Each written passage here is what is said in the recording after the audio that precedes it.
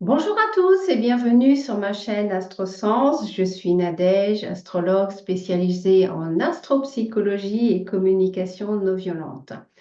On se retrouve aujourd'hui comme convenu. Je vais vous montrer comment, grâce à l'astrologie, on peut aller explorer les facettes de notre personnalité ou la personnalité d'une tierce personne, que ce soit au niveau du tempérament, du psychisme et surtout de nos besoins personnels à nourrir. Je vais utiliser aujourd'hui un thème natal. Il va nous servir de support pour donner un aspect concret, mais je vais essayer au maximum d'évoquer toutes les possibilités. La première question que vous pourriez me poser, c'est à quoi ça sert de se connaître ou à quoi ça sert de connaître les autres? Je voudrais vous proposer un petit jeu. Est-ce que vous seriez capable de vous présenter sans utiliser aucune étiquette sociale, familiale ou professionnelle? Vous allez voir, l'exercice est loin d'être évident. On a pour habitude souvent tendance à se présenter justement par ces étiquettes. Par exemple, bonjour, je m'appelle Pierre Durand, je suis mariée, 2 enfants, j'habite Paris 15, je suis ingénieur informatique chez Delta X et je suis originaire du Poitou-Charentes. Vous voyez que des étiquettes. Pourquoi on fait ça? Alors, il peut y avoir des raisons pratiques et de concision ou une volonté de ne pas donner d'informations que je vais qualifier d'intimes. Souvent, c'est qu'on nous a habitués à fonctionner comme ça ou parce qu'il n'est pas si simple que ça de connaître nos modes de fonctionnement.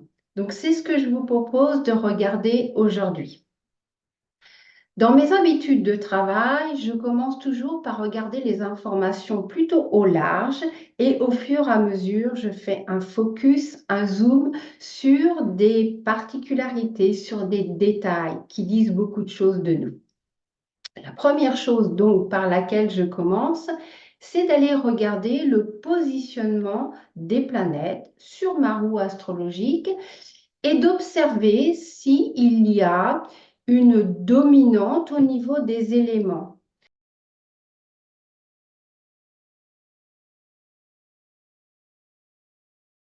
Je vous les rappelle, nous avons l'élément terre, c'est quelqu'un qui a besoin et qui va s'appuyer sur ce qu'il perçoit, qui va fonctionner surtout sur un mode de concret, tangible, réaliste, factuel, et quelqu'un qui a une vision à long terme.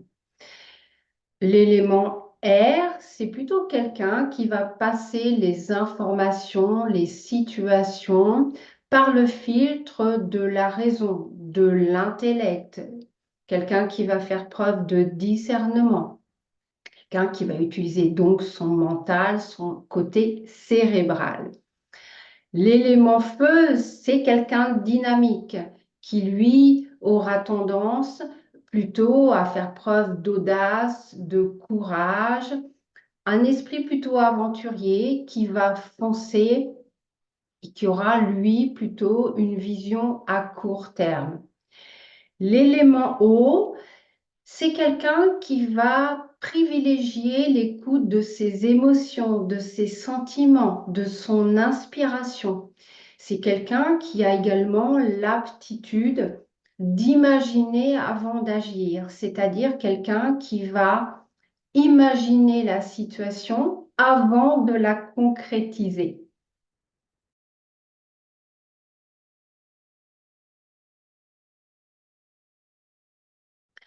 Ensuite, je vais regarder au niveau des énergies, l'énergie yin, l'énergie yang. On est tous faits de ces deux énergies, mais peut-être qu'elles ne sont pas parfaitement équilibrées. L'énergie yang, c'est l'énergie masculine, c'est celle qui agit, celle qui fonce, celle qui peut-être va essayer de dominer, de lutter, de passer en force. Alors que notre énergie yin, c'est l'énergie féminine. C'est plutôt une énergie de réception, d'adaptation, qui va observer, recevoir donc les informations, comme je le disais, et qui va avoir l'aptitude de lâcher prise. Dans notre exemple, on a un consultant qui est majoritairement terrien, mais presque en équilibre avec l'aérien. C'est ces deux fonctions-là qu'il va utiliser au départ avant de se mettre en action. En revanche, nous n'avons aucune planète en élément eau. Ça ne signifie pas que la personne est dénuée de sentiments, d'émotions ou d'imagination.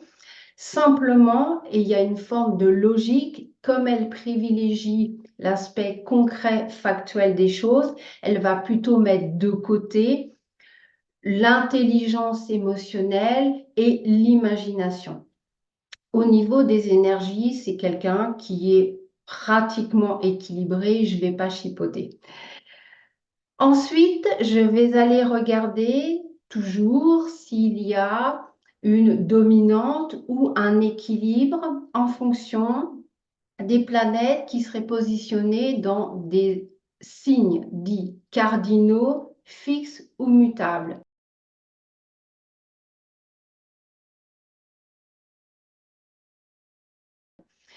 Le signe cardinal, c'est l'expression d'une capacité d'amorcer les choses, de décider, de diriger. C'est généralement un leader, un entrepreneur, c'est quelqu'un d'autonome.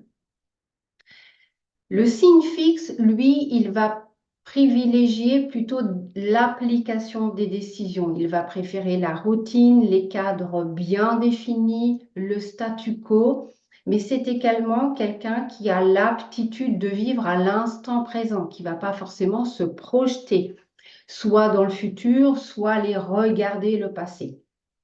Le signe mutable, lui, il a à la fois la qualité de finaliser les choses, de les terminer, de mettre un point final à ce qu'il aura démarré, mais également la possibilité de se projeter sur la suite.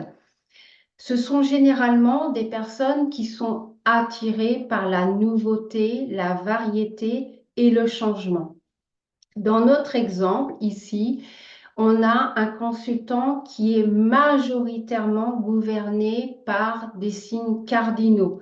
Donc, on a affaire à un leader, un décideur, mais également quelqu'un qui va pouvoir mener à terme son projet, sa situation, sa relation.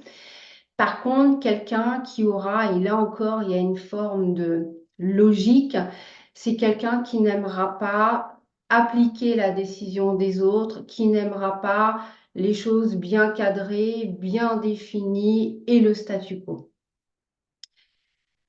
Une fois que j'ai observé ces informations-là, je vais aller regarder dorénavant la position des planètes sur ma roue astrologique en fonction des hémisphères. On a l'hémisphère sud qui est positionné en haut, c'est comme ça, tout est inversé en astrologie. Les planètes situées à l'hémisphère nord, les planètes situées à l'hémisphère est, à gauche, et les planètes situées à l'hémisphère ouest.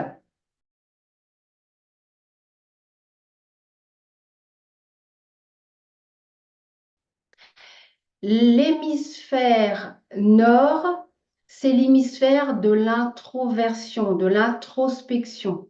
Ça ne veut pas dire timidité, ça veut dire aller chercher en soi, à partir de soi. On se tourne vers soi. L'hémisphère nord, c'est plutôt quand il y a une majorité de planètes à cet endroit-là, ce qu'on appelle la conscience subjective. Elle est rattachée à la vie privée, à la vie intime, aux racines, au passé. Ça peut nous suggérer également l'influence de l'entourage familial. C'est donc une personnalité qui va se dévoiler peu ou qui va marquer franchement une différence entre la sphère privée et la sphère publique. C'est quelqu'un qui sera très probablement davantage secret ou mystérieux et qui aura besoin d'établir une sécurité pour s'épanouir.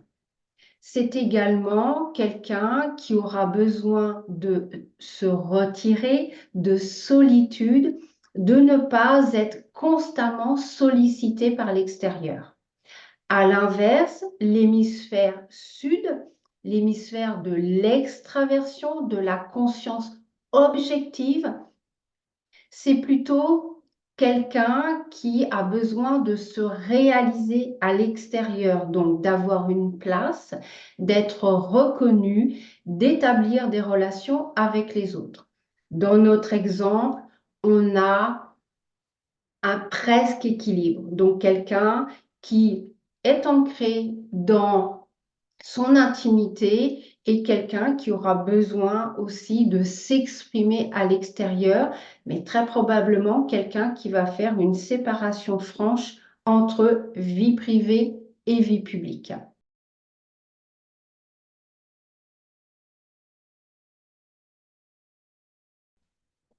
Les hémisphères Est et Ouest vont nous parler davantage de pouvoir. À l'Est, c'est le pouvoir personnel. C'est donc une personne qui va se préoccuper davantage d'elle-même, qui veut maîtriser sa vie seule, en autonomie, par ses propres moyens. Donc quelqu'un qui est plutôt indépendant. C'est quelqu'un qui prendra ses décisions donc seul. C'est une personne individualiste, naturellement introvertie et qui n'aimera pas les liens de suggestion. Elle sera certainement peu perméable aux avis des autres ou aux événements extérieurs. L'hémisphère ouest, lui, va nous parler de pouvoir social.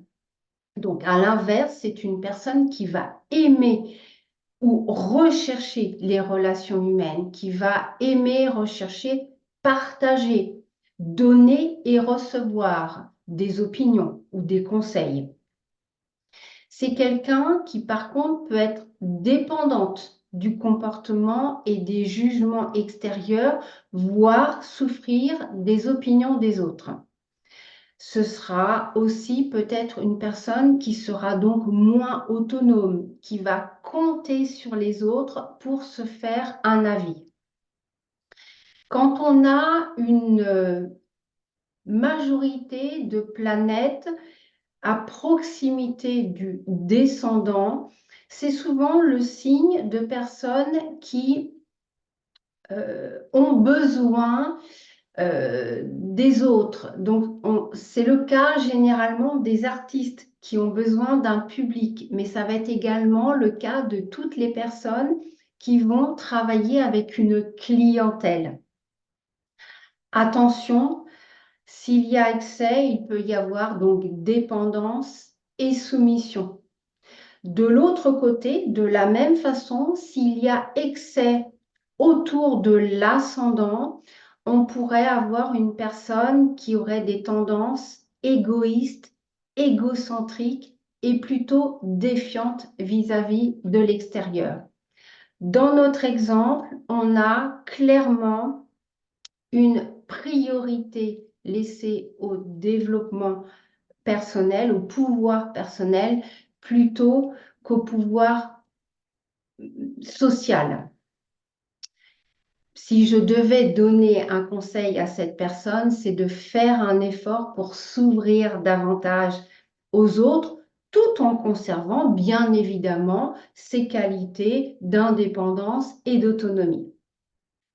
Pour terminer la partie que j'appelle générale, au large, je regarde si mes planètes sont situées plutôt dans un quartier plutôt qu'un autre. On pourrait couper notre carte astrologique en 4 quartiers comme un gâteau. On aurait donc le quartier du développement personnel, le quartier du développement sentimental, le quartier du développement social et le quartier du développement transpersonnel. Le développement personnel va inviter à l'écoute de soi. Le quartier du développement sentimental va appeler à développer l'écoute du clan, la conscience de faire partie d'un clan. Le quartier du développement social va appeler à effectivement maintenir le partage avec les autres, mais également apprendre à être davantage autonome. Enfin, le dernier quartier, donc le développement transpersonnel, va demander à prendre conscience du pouvoir du collectif, du pouvoir du groupe. S'il y a une absence de planète dans certains quartiers, ça peut signifier soit un besoin d'agir, soit au contraire que les fonctions psychologiques sont déjà intégrées par notre consultant et on ne va pas aller trouver des problèmes là où il n'y en a pas. Dans notre exemple, ici, on voit que la personne clairement a des planètes situées dans le premier quartier du développement personnel. Donc, effectivement, je l'inviterai à développer l'écoute de soi, la confiance en soi, l'estime de soi, mais ne pas négliger pour autant l'écoute des autres, le partage avec les autres, s'ouvrir avec les autres. Voilà. Aujourd'hui, je vais m'arrêter là pour ne pas faire une vidéo trop longue. Je vais faire une partie 2 où je vais explorer davantage la personnalité vis-à-vis de l'ascendant, la personnalité fondamentale représentée par le soleil et la personnalité intime avec la lune. Je vous montrerai également que en fonction du positionnement de Mercure et de Vénus, on a des informations intéressantes concernant le mode de fonctionnement de notre consultant. Si cette vidéo vous a plu, je vous invite à la commenter, à la liker, à la partager et bien évidemment à vous abonner pour me permettre de gagner en visibilité.